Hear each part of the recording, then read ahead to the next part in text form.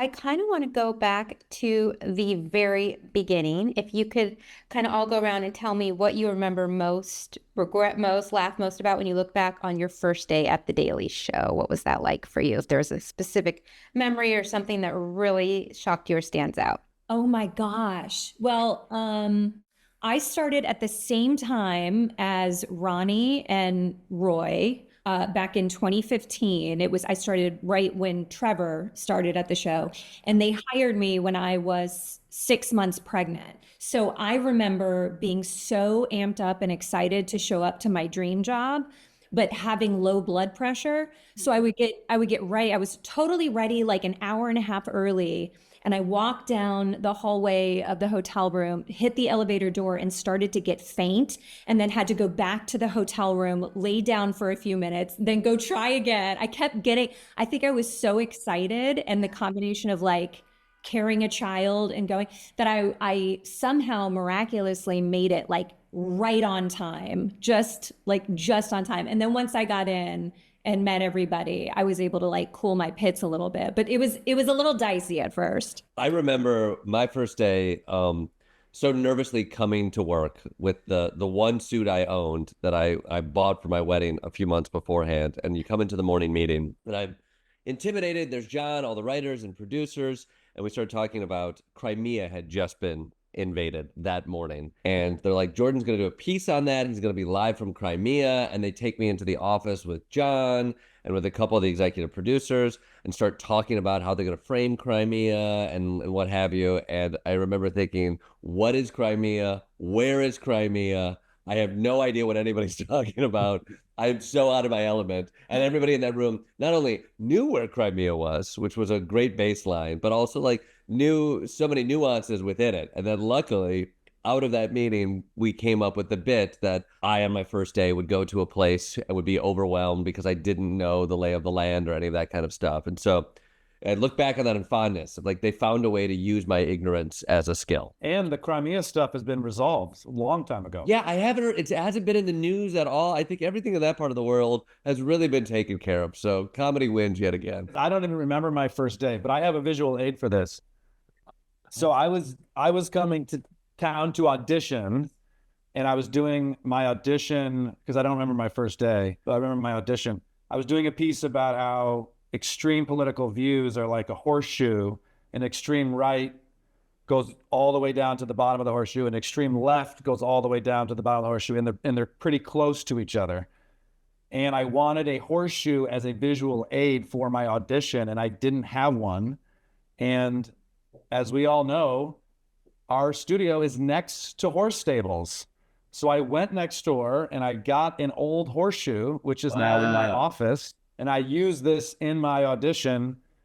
And here we are. It still sits in my office as a reminder that what a funny, weird situation this whole thing is. But what a privilege. Pop that, Ronnie. I remember coming in, and it was a dream job and moving to my dream city. And it felt like the first day of school, being the new guy in the building. And I remember thinking, why are there so many dogs in the office? There's like eight dogs just running around the office. I went in thinking this is going to be a bunch of people who are great at their job.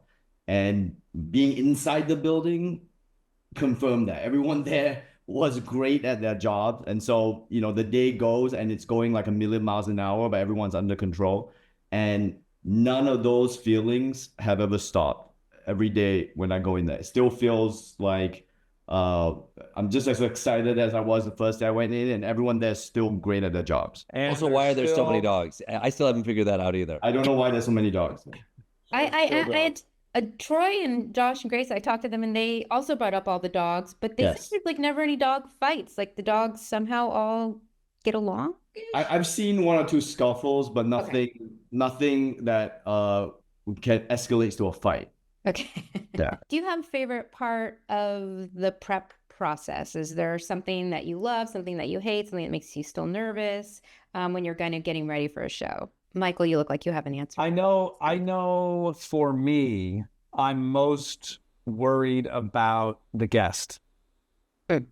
when it comes to sitting at the chair, delivering jokes about the news, I find that such a pleasure. It's like driving a luxury vehicle.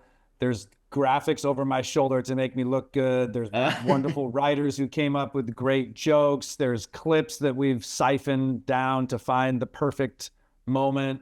I just think that is such a beautiful part of the Daily Show machine. The guest, I don't want to say their name wrong. I don't want to discredit their book. Some of these authors spent 3 years on this thing. I want to make sure it's an engaging conversation. And by far, and maybe it's because I've been a guest on shows too, and I know I want it to go really well. The guest, even though I'm excited to meet and talk to those people always, it definitely stresses me out the most. It's so funny. It's probably my, I don't know if it's my favorite, but I think that to me is the funnest and the weirdest part for me is like, it is true. You spend so much of the day crafting when you're hosting the first 2/3 of that show. And it's so fun to be behind the wheel doing that because you're just moving.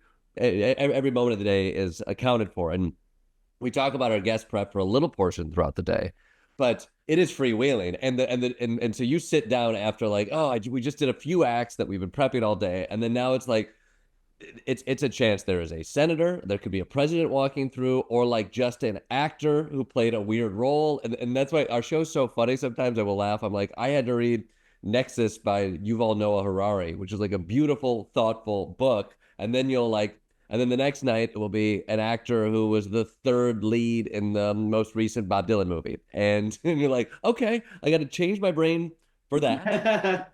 And I've been in Yuval Noah Harari world for quite some time and trying to have a thoughtful conversation here. But now I got to do Bob Dylan bits tomorrow. And then I got to put my head and read a novel here. Like it makes me feel like I'm back in school again in all the best ways, where it's like, you kind of have to do research and be good at like a liberal arts education to finish the show at the Daily Show. I love that part of it. I think that it's so much fun to be able to sit down and chat with people who you admire, or maybe you weren't aware of until they're scheduled to be a guest on the show. And then you sit down and do your homework and read a book and find it really interesting. It's like that took me by surprise, actually, the guest portion of the show being my favorite part, because I was like you, Kosta, like that was the part I was most nervous about, because it's the part that we haven't really done before. And if you're in the other seat, you know how important it is to them to like promote their show, and you want to do a good job for them.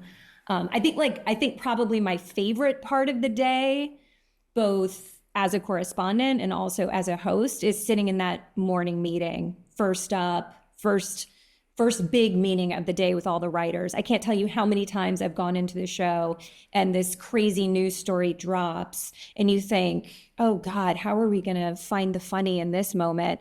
And you get in that room with all of these brilliantly hilarious people, and they always find a way. It's the most fun. When I'm not hosting, I like going to the morning meeting just to sit in. You're sitting in a room with your funniest friends. I think the most fun part of the day for me, if you force me to pick, would be the morning meeting as well, because it's just that's the most kind of free flowing, and you're trying to figure out in a very macro sense what the show is going to look like that day.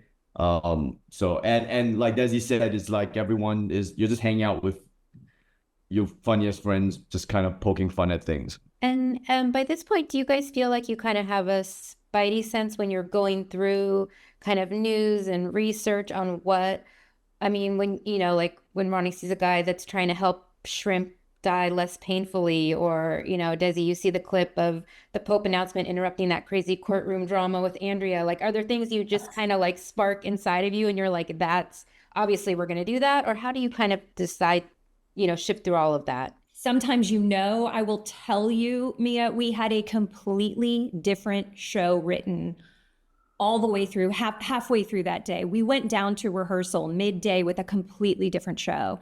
And then the Pope news dropped, and we went, we just had to throw it out and be like, this is the news of the day. And we had just enough time to make it happen. So we did. And we have I'm telling you, like, the secret sauce to the show is our studio production department, where the team that finds the news clips and watches everything. And Justin Melkman, the head of that department, came in with that video from the court show with the interruption with the Pope news, and he was like, "You have to see this." And the room, like the room knew it didn't have to do with anything, but we were going to work it into the show. So yeah, I think sometimes we individually have a spidey sense, but a lot of times we're also collectively as a room, we figure out, okay, we know we got to throw this in. Sometimes you find a clip and it's like, to use a sports metaphor, because that's the only way I know how to communicate. It's like the fastball down the middle of the play that you get to hit a home run on, and you're just so thankful that showed up today when you're hosting. I would say most of the time, my spidey sense is all screwed up. I get it right, I get it wrong. I don't really know till I watch it that night and I go, wow, that turned out really well, or that didn't turn out as well as I thought it would. Desi's right. The studio production pulls so many interesting, fun, different ideas. And based on that morning meeting, you really do tell. They play the clip in front of 40 people, 20 of which are very funny writers. And you just immediately kind of know in the room if everyone's visceral reaction was big and strong, there's something there to mine for comedy. It's interesting too. I think like even with this setup that we have, like you have to balance holding your takes tightly and lightly at the same time. Like I think like in some ways you come in on a day, especially like if you're coming in on a Tuesday to host, you like have ideas of things you want to talk about, and you're sometimes in conversation with the show about this, but also we're sort of in conversation with the other shows, like John's Monday show, and like what Kosta was doing last week, and so like, and also tonally where you're at, like hosting 3 days in a row after a big we might have just talked a lot about Elon Musk at Doging, and maybe we're out of Doge, or maybe we had a really heavy show and it's time to find something light as well. And you might have big ideas in your head about an overarching take that when you start to watch it, you're like, this doesn't quite stand up like I thought it would. So it's an interesting thing where I think I'd like to think I've gotten better at sussing out like what will work well within the show, but you're still discovering a lot. Like my last show, we thought we were gonna do a couple different things, and then we watched the Donald Trump weave, where he just rambles for ever, and he was overseas weaving, and we stopped the video probably 6 times while watching because we were all laughing and commenting on it, and then we go back into the room and we're like, all right, let's make a show about this, and we started going into it. We're like, what is this? And we're like, usually we would have just showed a clip from there. It was like, you know what was most interesting and revealing and joyful in that room was like stopping that clip 6 times and talking about it. And I think you're like, oh, I need to like let go of some of the like the energy of what today is this thing that we just watched, this thing we had happen in the meeting, and like the ability to like make hopefully larger points through just living in this smaller thing. And I think like you don't get to do that every day. And sometimes you're like, the world calls for us to have a bigger thesis on this. And sometimes the world calls to just like enjoy the footage or the thing that you found in that room with your funny friends and try to bring that to TV. Yeah, and I think what Desi was saying about the secret sauce and all that, like the show is really a triumph of comedy writing and production, and so having the production resources and not just the technical resources, but that people who understand how to move quickly, what clips to find. So that's a real triumph of production that is very hard for people to see, even if you're in show business. It's also a triumph of producing and the network, to be honest. Like, not to pat the network on the back, but giving the show the resources and being kind of able to roll with the punches and being quite hands-off. And because I see other people in other countries try to do this type of satire show, and they can't accomplish it because they don't understand the amount of resources on the back end that's necessary, that all these people making it look easy on the front end, and without that back end you can't accomplish a daily satirical show. In America, there's just too much news. Don't you guys love it when you're in the rewrite room and you're trying to finagle some sot and you kind of understand what they're talking about, and then Melkman just comes in with his headset and they speak some language, and then you're like, what? And then it shows up and it's like beautiful. I'm like, what is this orchestra that I'm not a part of? You know? It is amazing the different levers that are being pulled, and we can't, at least for me, I can't always worry about those levers when the show is in 15 minutes and I still have to get dressed and I have to read the script. But it's like, it's amazing all the different levers that there are. What happens in those morning meetings when you guys come in and there's a sensitive topic at hand, like Biden being diagnosed with an aggressive form of prostate cancer? Like, what's the kind of conversation that you go with, and how do you get from point A to point B, during those times? I would never use the word sensitive in that room. We approach every story comedy first. Nobody's mean or a bad person, but and then sometimes you'll go down a track of jokes and someone will interrupt and say, hey guys, everything was really funny you just said, and none of it's usable. So let's stay on track. I think there's some topics that come up that are such big news stories, you really can't avoid it. It's something so big that we feel we need to talk about it.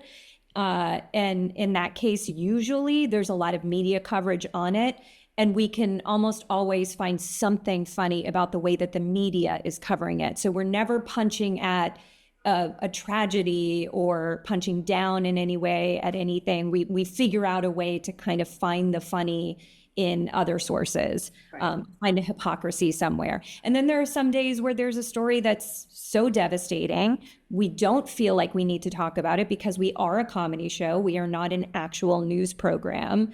And, for better or for worse, there is an embarrassment of riches of materials these days, so we can kind of pick and choose our stories. I think Desi, though, hit the nail on the head. Like, what makes the Daily Show different, and has forever, is like it is a media satire. Like we have the tools of a late night show, but we are satirizing the way media is portrayed and delivered to Americans. And so where it's not just us like, what are the funny 12 jokes? We don't have a monologue, like we have an argument. And when we have difficult things to talk about, usually it's like, well, we can talk about the way things are talked about. And in so many ways, that to me is the largest story of our time right now, is the way in which we get our media, the way in which we get our information, and how that morphs our opinions, and how warped that is. And so I think for us, it's like, oh my God, there was a terrible shooting or what have you. We want to say certain things about that, or have expressed disgust in that direction, but yet find levity in it. And that's like, it's a little mess with your brain. But if you start to analyze the way in which people are trying to tell that story, like there is humor in that. It's like capitalism comes in, so does like blatant cash grabs for attention. Like all of those things come in. You're like, oh, this is the story that we are built to lampoon and point the finger at. I mean, today, that exact thing happened in the morning meeting where we spoke about Biden's prostate cancer diagnosis, and the humor to mirror what Desi and Jordan were saying was CNN was somehow covering that, but also promoting Jake Tapper's new book. Now that is funny. Not the cancer's not funny, but that is funny. Watching them try to pull that off was funny, and I'm sure it'll be in the show tonight. And Ronny, what about you? What do you think is kind of the, when you guys go into those sensitive topics in the meeting? I mean, you are kind of, your question is like, how do we joke about things that are upsetting? And unfortunately, that's kind of the $1 million question. That's what the show is supposed to do. So it's really a bunch of artists. I mean, I can't believe I'm calling them artists, but it's a bunch of artists in a room trying to figure out the art of comedy on that. And there's no mathematical equation. So it's very hard for people outside that mind space to think about it. But when it's a bunch of artists in the room, they figure it out because it's an art form. So and it's not something you can teach someone easily. You can just write an equation on a whiteboard and everyone can understand where the line is, and everyone whoever watches the show, or not even watch the show, anyone in America can also do this job. That's why not everyone in America is in the room. It's only a bunch of people who know how to do the job in the room. So I guess what I'm saying is I wish I knew a direct answer how to make fun of awful things, because it'll make our job a lot easier. But we just kind of figure it out because it's a bunch of talented people who know how to do it. Yeah, no, I think also one fortunate thing about the way that those meetings work is it's always a really open, safe, collaborative space where sometimes we do bring in an upsetting story or a sensitive topic and we watch the clips and we talk about it openly, and we may walk out of that meeting and be like, you know what, there's no comedic juice here, but we talked about it, we explored it, and now we're going to make a different choice. Or sometimes we might cover it in, you know, in a more thoughtful way and say something rather than go joke for joke. But there's a really healthy environment that's collaborative and open in that way. So it's nice to be able to go in not just as a job, but also for therapy. That's where the dogs come in. I remember one time at a morning meeting, we were talking about voter suppression in Georgia, and it was really, no, for real, it was really sad and it was really serious. And I looked over and one of the dogs was just like full spread licking his balls. And I was like, this is good. This is why the dogs are here. perfect. Exactly. The levity. So have you guys had a moment on camera? Do you have a certain technique that you do to not like break character and start laughing? Is there a thought you do, some kind of any type of movement, things you do to so you just kind of when you're on the scene or, you know, at the desk, you don't just lose it? Mostly it's the opposite. I would say like getting to sit behind the desk. I remember the first few times, and now we've done it for quite some time, and it's the best. I absolutely love it, but it's overwhelming.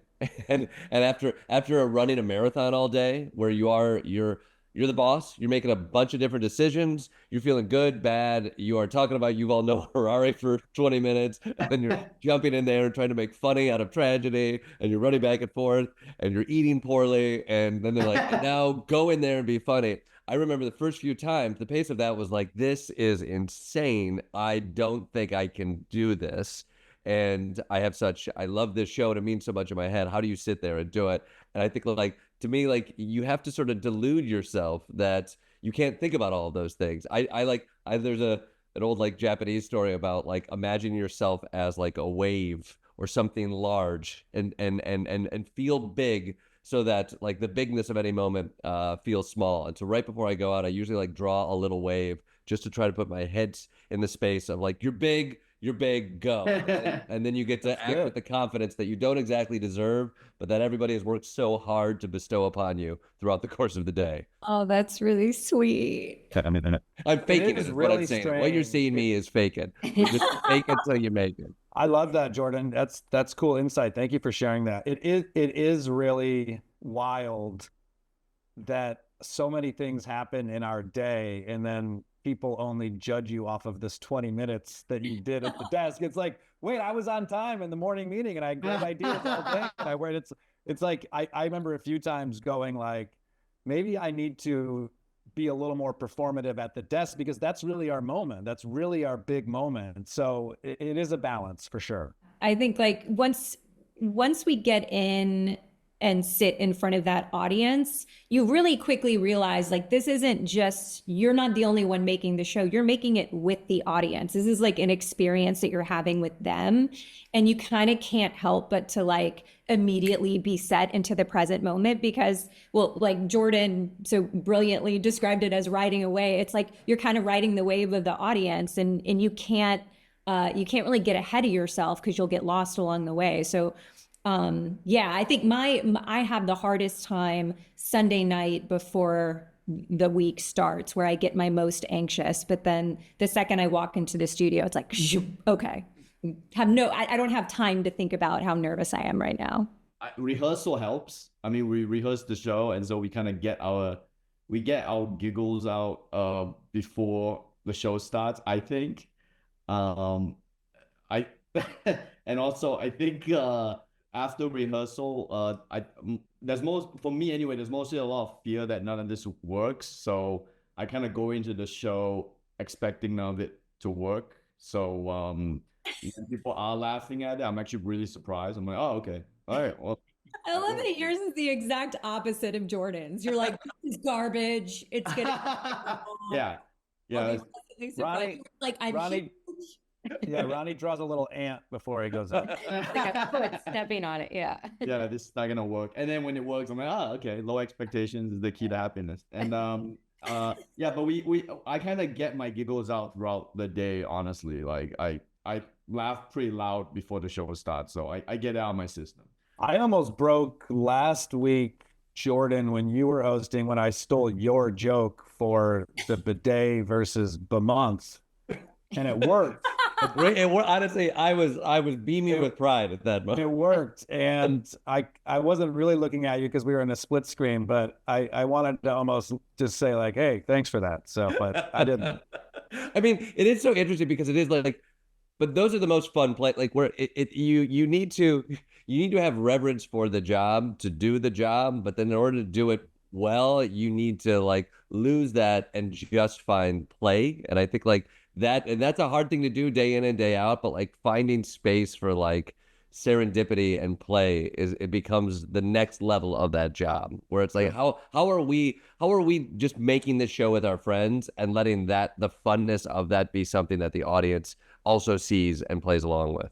When people approach you on the street, you know, fans or viewers, what do they most want to talk to you about? Is there a specific topic? Do they have ideas? Or are they just, you know, what are they saying in general? Everybody, I am cursed with talking to MAGA people for my entire life, and so everybody wants to talk to me about the MAGA world and how to keep sane within the world of MAGA. And if you're interested in that, just find me on the street, and I got hours on it.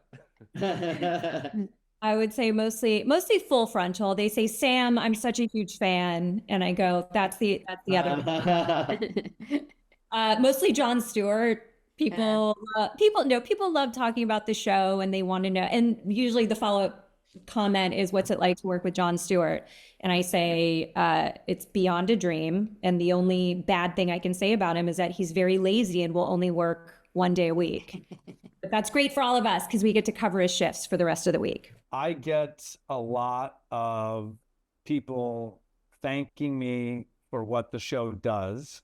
And I try to lower their expectations and say, you know, I'm not a journalist. I'm a comedian. And I've had a few people push back and say, stop, this is really important. You're one of the only shows that is consistently and effectively speaking truth to power, ridiculing who's in charge. And we think that's really important. And we do this song and dance where I go, you know, I'm a comedian. I don't have any journalistic integrity, and we go back and forth. I was doing a field piece recently in Toronto, interviewing the guy for an hour, really nice guy, and they had to change memory cards or whatever, that awkward moment where you just have to sit there and stare at each other. And he like kept at it. No, it's true, what you're doing is important. And I go, thank you, I know, but we also do a lot of penis in drinking jokes.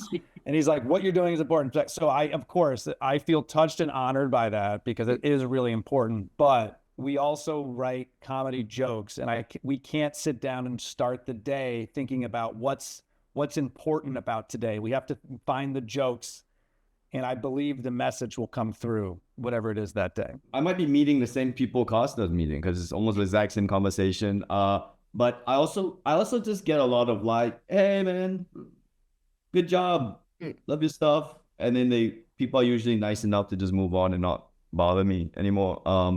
Sometimes they'll be like, hey, you're really funny, and I'll be like, oh, what'd you see me on? And they're like, we don't know. They don't even know they don't even remember what it was. So I don't know where. Yeah. And then they move on. So yeah. Best not to question it too much when someone gives you a compliment is kind of why. Yeah. Smart. Because it might be, we love you on the show, and then you in your head you'll be like, well, which story? What was the clip that you like? And they'll be like, we don't know. I don't even know what you're talking about. I always get super worried because I do follow up and say, where did you see me? Yeah. And then they say YouTube, and I go, no one's making any money on this thing. You always know where they're watching if they say we love your show, or versus we love your content. When they say I love your content, it's like, oh, you're watching on Instagram. Okay. Yeah, you're under 30. Yeah, everybody under 30 loves the content.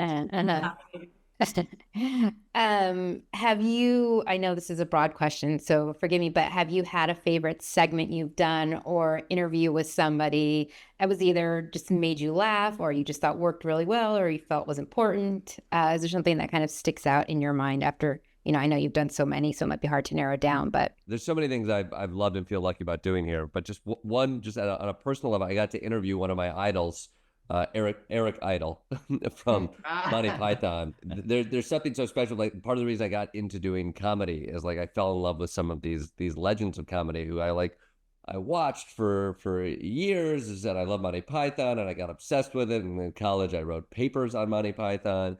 And he wrote a song called Always Look on the Bright Side of Life, which I've talked with my wife about playing at my funeral.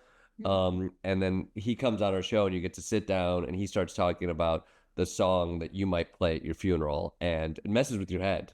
But it makes me very grateful. You live a pretty charmed life when you get to rub shoulders with folks like that. The field pieces are very hard, take a lot of work. They involve travel, lots and lots of people.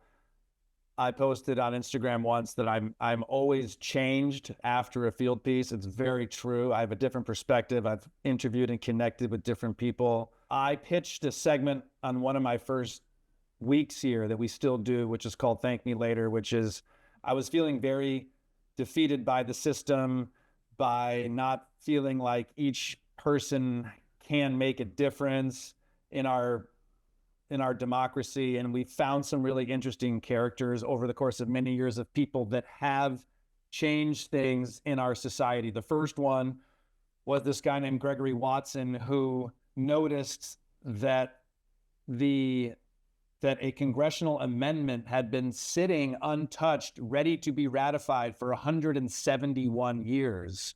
And eventually, through writing letters and being a pest, got the 27th Amendment of the United States ratified, which is that Congress can't give itself a raise in its current term.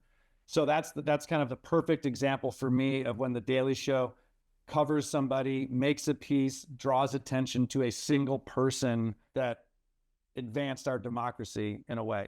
The second thing I would say that I've loved was when the Supreme Court, see what happens? It always is something. It's always something. I told you guys, I told everybody this was going to happen.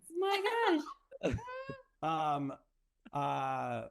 When the Supreme Court didn't outlaw bump stocks, and they're like, we're showing video footage of people shooting machine guns, but they're not machine guns because using bump stocks. And I think I was hosting that day, and I just am really proud of the way we dissected that argument and just said, if it looks like a machine gun and sounds like a machine gun, it's a machine gun. And it's very classic Daily Show, the way we pulled that off, but it was an effective argument. I was really grateful that I got to host the day after the election.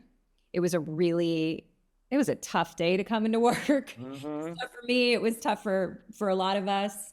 But I knew that I wanted that opportunity, whichever way it went. And I think like waking up that morning and being so frustrated with the way that the media just immediately went to blame, Kamala did this wrong. Her campaign didn't do this. They didn't do that. And it was like, give us 48 hours and we'll get into dissecting that. But can we just like take a moment and process this before we jump to playing the blame game? And it felt really good to kind of like sit in that morning meeting and talk that out with everyone. It felt cathartic. And then to be able to do it with the audience that night, that I was proud of that show in how everyone showed up. And it wasn't easy for a lot of people. So it was a very proud day for The Daily Show for me. Plus it was a quick turnaround, right? Because everybody went to bed super late the night before. Those are also really hard because everyone's running on less sleep. Running on about 4. But everyone showed up, man, and gave 200%. So that was proud of everybody. Yeah. It sounds kind of corny, but honestly, I feel that way every time I'm on the show, behind the desk or not, because every time I do this show, I feel like something special happened. Not that I did something special, but like it's always something in the news that's like, whoa, can you believe this happened? And we have to joke about it. Or it'll be like a really legendary guest. Or it could be as simple as I'm hosting a Daily Show and someone I went to high school with in Singapore is in the audience today. And it's crazy. Last time I saw this guy was that was like 8 lifetimes ago, and now I'm hosting a show. So every time I'm on the show, whether I'm hosting or not, I don't know. I just never, I was not lying when I said I never lost that special feeling from when I first walked in the building. I never I never lost it. I still feel that way every time I'm in the building. Ronnie, can I brag for you for the No, you- it's okay. They get brag it. about the, No, the I- Bill I- Murray moment? The what? The Bill Murray moment. Oh Oh, yeah, yeah. yeah. That was cool, I guess. Yeah. It was an incredible interview. He had Bill Murray on the show. First of all, Bill came out wearing the merch from the backstage. And it was also the day that you became an American citizen. Yeah. And then Bill came out. They wrapped the whole segment. He was released. He came back out to congratulate Ronnie. Oh yeah. Cool.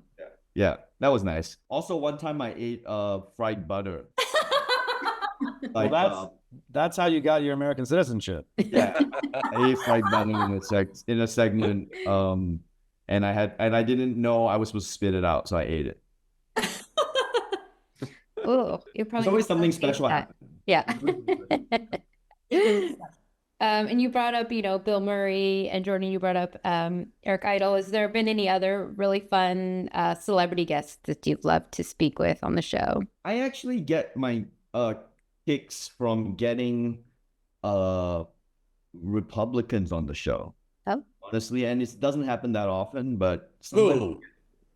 I got Adam. I'm mispronouncing his last name because I only read Kinzinger. Did you get Kinzinger? I got Kinzinger. Kinzinger, and he was good. He gave really good perspective. I think I don't know.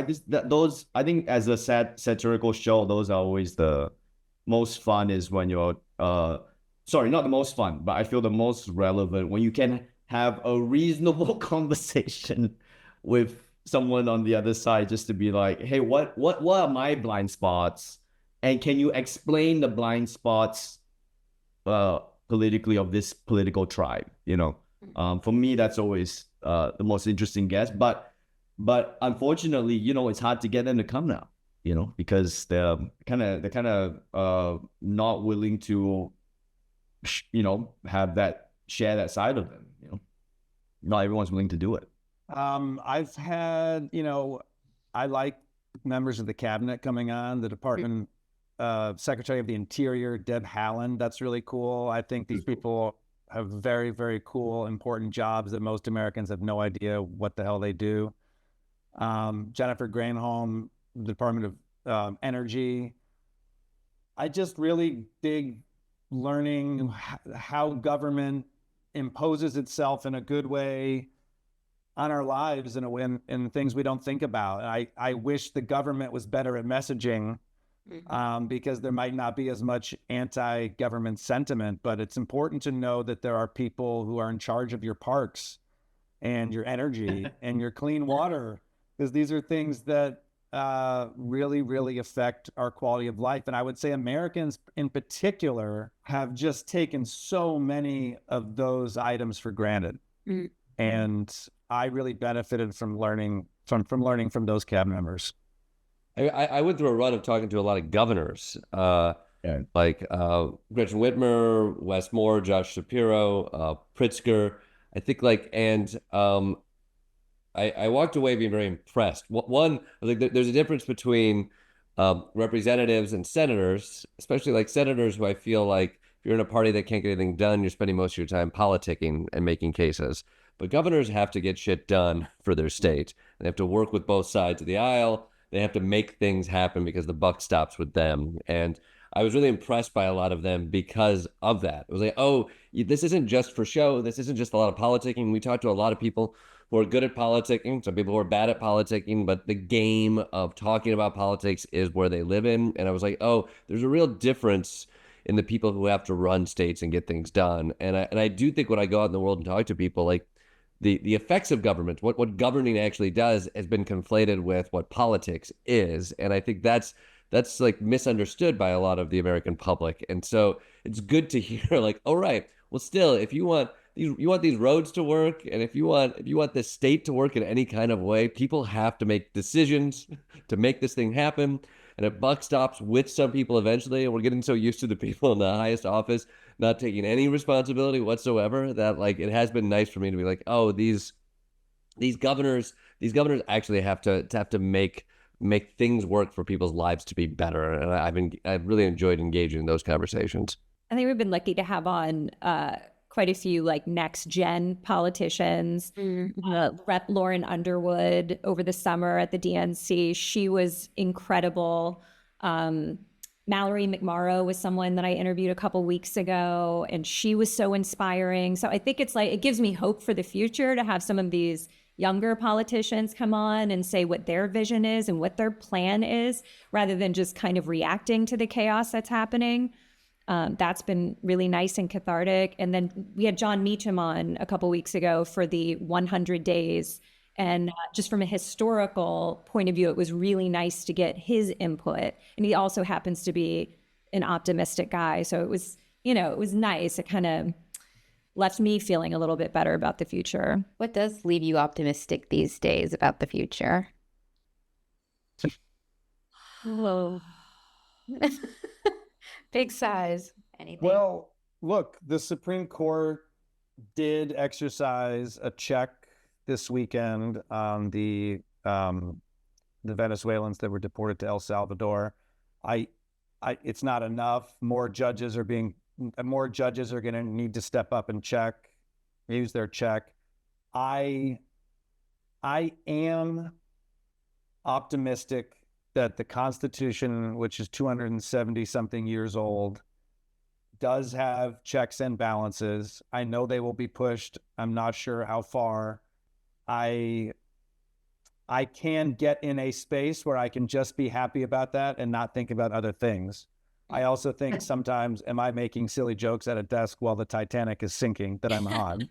But I do want to believe in checks and balances, and I challenge and hope that our judicial section starts really realizing that they're going to have to step up. Yeah, I think I have less faith in our systems, but I think what bums me out is the lack of backbone around those systems, and how many people have really faded, people, corporations, universities have really like shied away. So stories of like any kind of resistance, and not just to be resistancy, but like stepping up to what you see as wrong and putting yourself on the line, whether that's from, say, Harvard or even like a younger generation. I think like I just did a special talking to a lot of even right-wing 19-year-old college kids, and there was a lack of cynicism in their perspective, and actually a lack of cruelty that is, I think, imposed upon a younger generation through the media and through manipulative forces as they age into it. But at its core, I was like, oh, a lot of these people, they just care. They're looking for a pathway, and they're dedicated. And so I do think you see stuff happening. Like I remember when we covered for The Daily Show, we've covered a lot of the gun rights movement, and the March for Our Lives movement, and what was most inspiring about that was like smart kids who gave a shit and weren't willing to just wait in line till they became 97 years old and could run for office. They were like, I want to get stuff done now. And I think you see that, and you see that happening where I think there is energy and there's a lack of cynicism with the younger generation that I hope comes with like backbones that are as strong as steel and can stand up to some of these other like withering backbones that we see around everything else. I went on tour last year all around America, and everyone was very nice to me. And I have to believe that that there's more good people than bad people in this country. And sometimes there's a failure of, because we're all deeply into the news cycle, so we know exactly how horrible things are. I think for most people, they're not as tuned in sometimes. And so our major concerns to them are just very surface level concerns. And so I like to think that by getting the word out about some of what I think are deeper concerns, it helps even the average person be like, oh, that is a problem, and then maybe act on it in the future in terms of voting. So that's my my optimism is just having seen most of the country, and I still believe there's way more good people than bad people here, having seen almost every state in the union now. And we just need to draw that out. We just need to draw that energy out a bit more. As long as they buy tickets to see Ronny Chieng, they're good people. Yeah, my crowd is great. Yeah, my crowd. A lot of good people. Where do you guys turn to when you just want to, decompress, have a good laugh, nothing news, Daily Show related, just is there, something you guys always watch or do to kind of unwind and get a good laugh? And again, this sounds very nerdy, but I recently rediscovered this job has helped me rediscover reading again because I had to read to prep for some guests. And reading, who knew? Reading is the perfect antidote to social media. Honestly, you can feel your brain damage like decrease when you're reading a book. And if you want to do even better, like go to the library and get a book, because I don't know if people know there's like a library system where there's like a bunch of free books and they send it to like your neighborhood. You can like request the book to send to your neighbor. You can go pick it up and then you can return it to any branch in the system. Like this library system is the New York Public Library, and I'm sure whatever library in your city, this library system is pretty amazing. So this is a severely underutilized resource over here. So more people should be using a library. Ronny, that is such a healthy and well-rounded answer. I was going to say bourbon and reality TV. That's about the extent for me. I like reading too. I think that is helpful. I fell in love with the NBA because that just takes me out of the news world. So go NBA and Tim Robinson videos will set me straight. Mm-hmm. So good. Michael, what about you? I'm currently reading Lucky Loser. Oh, God, get out of here. Yeah. Great book. When I go home and on the weekends, I say I'm a camp counselor. I have a 5 and a 2-year-old, and there's no better way to get taken out of the news cycle than having to put together some toy for my 5-year-old, and then I do it wrong anyways. A more macro way to think about it is like, if you are depressed or sad or overwhelmed, it does help to focus on your family. Sorry to sound like a therapist. And what do you think your, younger version of yourself would think about the job you have now and where you are now?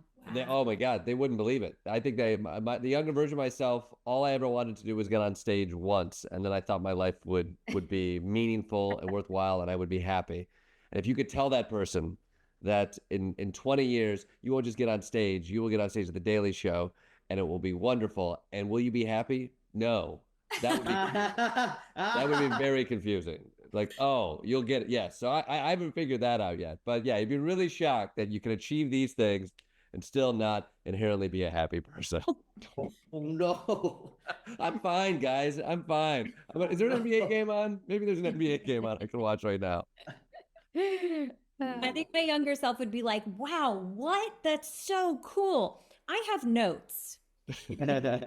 My younger self was all about goofing around with my friends in competitive environments. And I really feel, I think we all do, but this is such a special job, even just sitting on a Zoom with these 4 adults. But even if you can even tell me, like, we're all hosting at different times, but everyone is sharing the microphone so kindly. It's a good group of people. We yell out, we watch clips and yell out jokes. Like, what? I get paid to do that? It's very silly. It's very fun. But I also genuinely, and not just the people on this call, but people who work here, it's a fun environment. It's a fun group of people. And I guess I would hope I would expect to be in this situation, but I think we know as adults how improbable it actually is. So I would just be very happy, my younger self, to know I was here. And Ronny, what about you? Yeah, I can believe it. Cannot believe it. Cannot believe all these people I used to watch on TV in Malaysia, and suddenly you're in the same room with them, and I can't believe you're on TV, being able to do comedy and host a Daily Show, this institution. Can't believe any of it. Would not believe any of it. Would not believe any of it. Is there a piece of advice you've gotten, from former hosts or from John or from people on this screen right now that really you kind of stuck with you and that you still use today? I haven't heard advice from these three, but I've just tried to steal from them all the good things that they do. I enjoy watching them. Truly, everyone brings something different. One of my favorite parts when I'm here in the studio and I'm not hosting is, we sometimes take questions from the audience, and it's fun to hear the other three answer the questions too. Look, it's been talked about extensively, but my tennis helped me learn, like, you lose, you go to practice. You win, you go to practice. You don't have a match, you go to practice. You go to practice. And so that very much translates and relates to Daily Show. There's a show tomorrow. Yeah. There's a show tomorrow. There's a show tomorrow. Oh, that didn't go well? There's a show tomorrow. Oh, you're a hero and a king and everyone loves you? There's a show tomorrow. There's always a show tomorrow. So just deal with that and be ready for that. I'll piggyback off that too. I think it's not advice, but it's to the learning element of it all. Like, what is really unique about our show right now is you have this rotating host thing, but we don't like we give each other space to host that week. That's what, like, everybody's really respectful of it, but it is collaborative and it's a team, and we get to learn from each other. And John, like it's incredible. Like, being a host is such an isolating experience, and you're in charge of a giant team. You have too much attention on you, and there's odd stresses because of all of that. And also just the mechanics of being a host have to do with a lot of small little things that nobody else understands. Although you come to work here now on The Daily Show, and there are other people who understand. And I could talk to Kosta about it. I could talk to Desi about it. If Ronny would return my calls, I could talk to Ronny about it as well. But you steal and you learn from each other. And it really is like, it's such a cool way to like get better at this job in a way that has never really been available for people hosting shows like this before. It's like, we're all doing it, and we all actually, we're not dicks, I think. Like, it's even, well, it except could for be one of us. It could, yes, for one of us, and you decide, Mia. But it, like, in a world where this could just be competitive, like, we're all out to try to figure out who is number one host. It's like, no, I think we all like understand the work of it and really enjoy what it is, and are like, well, how do we get better? And it's been remarkably collaborative. I think we're very lucky. It's so nice to have a week and then go pop into one of these guys' offices and be like, okay, I was really struggling with this. What do you do when this happens? And how do you get from here to here?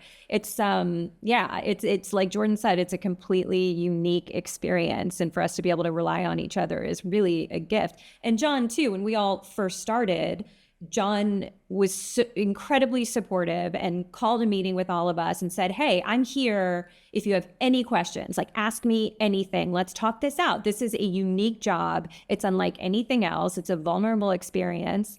And I think all of us were putting so much pressure on ourselves to make him proud and kind of live up to John's legacy. And we all have such reverence for the show and for him. And he's like, look, just try to make the funniest, smartest shows that you possibly can every night. That's it. And figure out a way to make it your own. End of story. And it kind of like, I think all of us just went like, oh, right. Okay. Well, we can focus on that. Yeah. I hate to end it on a angrier note, but like, I remember he told me, like, he told all of us, he said, like, our job isn't to get anyone elected. Our job is to satirize politics. Mm-hmm. So that really has been my guiding light for every show. You know, it's something I probably think about the most when we're going through all the stories. Is like, yeah, we're not here to play into tribalism. We're here to make fun of what the hell's going on there, and then, you know, that's it. And that has been probably the most useful thing for me hosting a show.